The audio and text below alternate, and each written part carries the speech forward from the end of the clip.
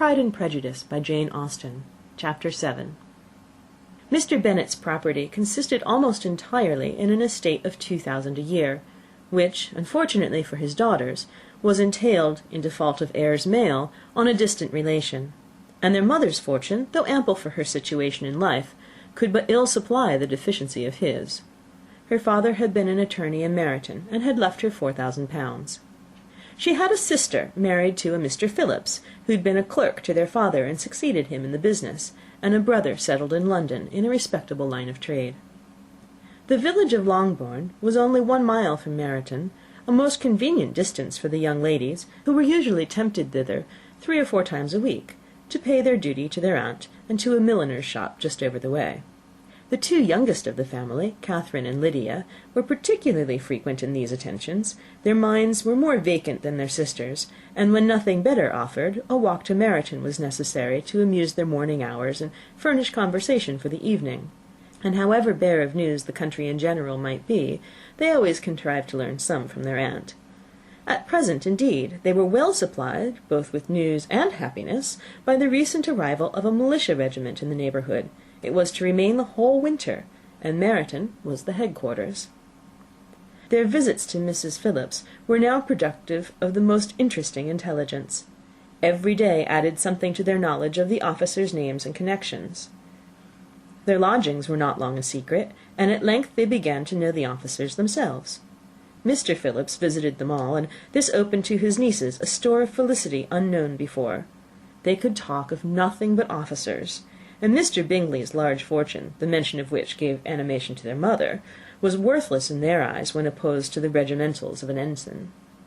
After listening one morning to their effusions on this subject, Mr. Bennet coolly observed, "From all that I can collect by your manner of talking, you must be 2 of the silliest girls in the country. I have suspected it some time, but I am now convinced." Catherine was disconcerted and made no answer, but Lydia, with perfect indifference, continued to express her admiration of Captain Carter, and her hope of seeing him in the course of the day, as he was going the next morning to London. "I am astonished, my dear," said Mrs. Bennet, "that you should be so ready to think your own children silly. If I wish to think slightingly of anybody's children, it should not be of my own, however. If my children are silly, I must hope to be always sensible of it." "Yes, but as it happens, they are all of them very clever." "This is the only point, I flatter myself, on which we do not agree. I had hoped that our sentiments coincided in every particular, but I must so far differ from you as to think our 2 youngest daughters uncommonly foolish." "My dear Mr. Bennet, you must not expect such girls to have the sense of their father and mother. When they get to our age, I dare say they will not think about officers any more than we do. I remember the time when I liked a red coat myself very well, and indeed I still do at my heart; and if a smart young colonel with 5,000 or 6,000 a year should want one of my girls, I shall not say nay to him. And I thought Colonel Forster looked very becoming the other night at Sir William's in his regimentals." "Mamma," cried Lydia, "my aunt says that Colonel Forster and Captain Carter do not go so often to Miss Watson's as they did when they first came. She sees them now very often standing in Clark's library." Mrs. Bennet was prevented from replying by the entrance of the footman with a note for Miss Bennet. It came from Netherfield, and the servant waited for an answer. Mrs. Bennet's eyes sparkled with pleasure, and she was eagerly calling out while her daughter read, "Well, Jane, who's it from? What's it about? What does he say? Well, Jane, make haste and tell us. Make haste, my love." "It is from Miss Bingley," said Jane, and then read it aloud. "My dear friend, if you are not so compassionate as to dine to-day with Louisa and me, we shall be in danger of hating each other for the rest of our lives, for a whole day's tete-a-tete between 2 women can never end without a quarrel. Come as soon as you can on receipt of this. My brother and the gentlemen are to dine with the officers. Yours ever, Caroline Bingley." "With the officers!" cried Lydia. "I wonder my aunt did not tell us of that." "Dining out," said Mrs. Bennet. "That is very unlucky." "Can I have a carriage?" asked Jane. "No, my dear, you'd better go on horseback, because it seems likely to rain, and then you must stay all night." "That would be a good scheme," said Elisabeth, "if you were sure that they would not offer to send her home." "Oh, but the gentlemen will have Mr. Bingley's chaise to go to Meryton, and the Hursts have no horses to theirs." "I'd much rather go in the coach." "But, my dear, your father cannot spare the horses, I'm sure. They're wanted in the farm, Mr. Bennet, are they not?" "They're wanted in the farm much oftener than I can get them."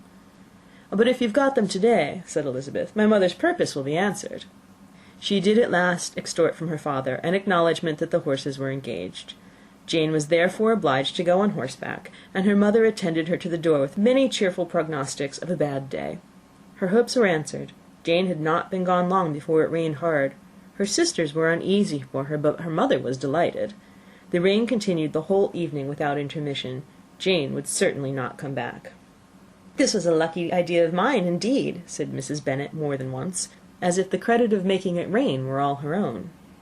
Till the next morning, however, she was not aware of all the felicity of her contrivance. Breakfast was scarcely over, when a servant from Netherfield brought the following note for Elizabeth. "My dearest Lizzie, I find myself very unwell this morning, which, I suppose, is to be imputed to my getting wet through yesterday. My kind friends will not hear of my returning till I'm better. They insist also on my seeing Mr. Jones, therefore do not be alarmed if you should hear of his having been to me.